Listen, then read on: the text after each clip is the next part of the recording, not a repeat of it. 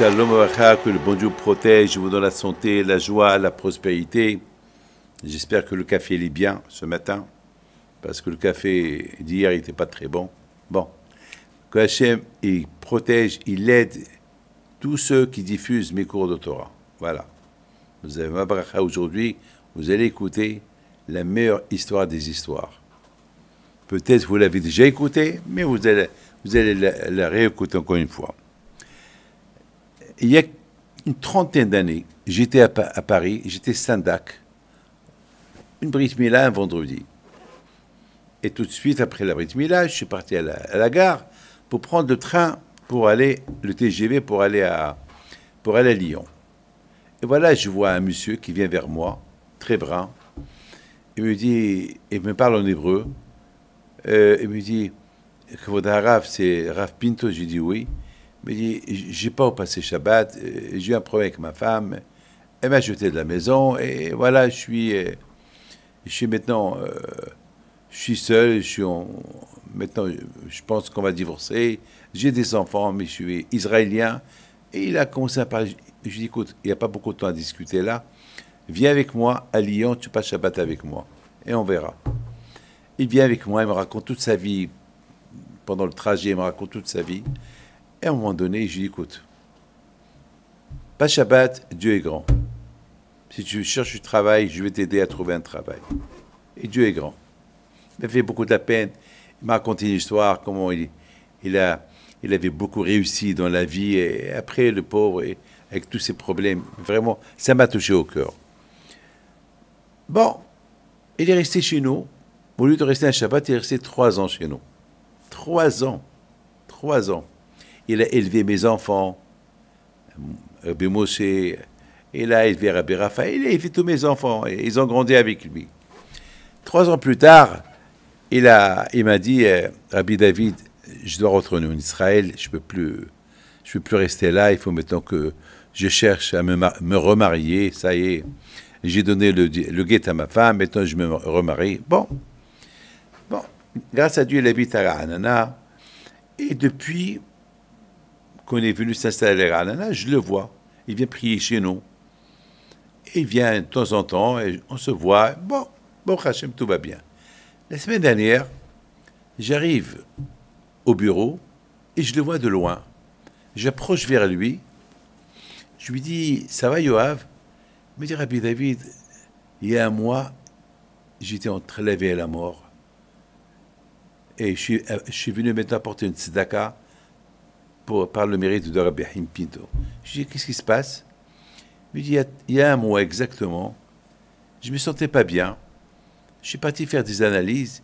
Malheureusement, ils ont trouvé la grave maladie. Et j'étais tellement choqué, j'ai poussé un cri.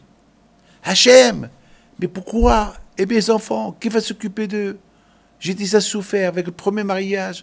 Baruch Hashem, tu m'as donné une deuxième femme, j'ai des enfants, et comment ils vont grandir? Qui va les élever? Et le mariage, la bar mitzvah, et la bat mitzvah. Et je lui dis, Yoav, comment ça va? Il me dit, Rabbi David, non, il faut écouter mon histoire. Je dis, d'accord, continue, j'écoute ton histoire. Et voilà, mes amis, ils me racontent que pendant 2 semaines, il est resté chez lui à la maison. Il prie. Il prie. Il me dit, Rabbi, vous voyez, j'ai perdu 15 kilos. Yoav, comment ça va? Il me dit, Rabbi David, regarde, 1 minute, laisse-moi parler. Je dis, ne crie pas. Il me dit, c'est ma façon de parler. J'ai alors crié. Il me dit, 2 semaines plus tard, je refais toutes les analyses. Le médecin, au départ, il a dit, mais pourquoi tu n'es pas venu? Et il fallait tu devais vite commencer un traitement. Là, tu es 2 semaines de retard. Et il lui a dit, docteur, j'ai fait mon traitement. Il lui a dit, tu as déjà fait un traitement? Tu fais un traitement? Quel traitement tu fais? Il dit, j'ai fait le traitement de la prière. J'ai prié au bon Dieu pendant 2 semaines. Ah, maintenant, je suis venu voir les analyses de ce traitement-là. C'est de la folie, hein? Il faut être faux pour parler comme ça, ou pas? Mais lorsqu'on a l'aïmouna en Dieu, on n'est pas fou. Alors, les médecins, ils l'ont pris pour un fou, pas fou, mais ils ont refait toutes les analyses pour être sûrs. Eux, ils ont fait tout ça pour voir quel traitement lui donner. Mais ils n'ont rien compris. Je lui ai dit, Yoav, il faut passer, mettons, à MRI. MRI.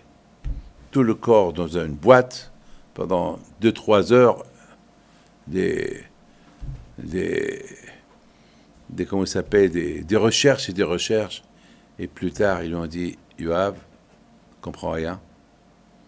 Il y a 2 semaines, tu avais la leucémie grave. Aujourd'hui, il n'y a rien. On ne comprend pas. Mes amis, il n'y a rien à comprendre. Lorsqu'on a l'émouna, il n'y a rien à comprendre. Vous savez, lorsqu'on a un problème, il y a Kadosh Baruch Hu. Mais bien sûr, ce n'est pas tout le monde qui peut être comme celui-là. Celui-là, c'était un cas exceptionnel. Bien sûr, si on pouvait prier comme qu'il a prié, peut-être, vous savez, mes amis, combien des fois dans ma vie, j'ai écouté des cas comme ça, que les médecins, ils disent, miracle, on peut rien il n'y a rien expliqué, on ne comprend pas. Que le mérite du tzaddik soit avec vous, que le bon Dieu vous protège. Amen.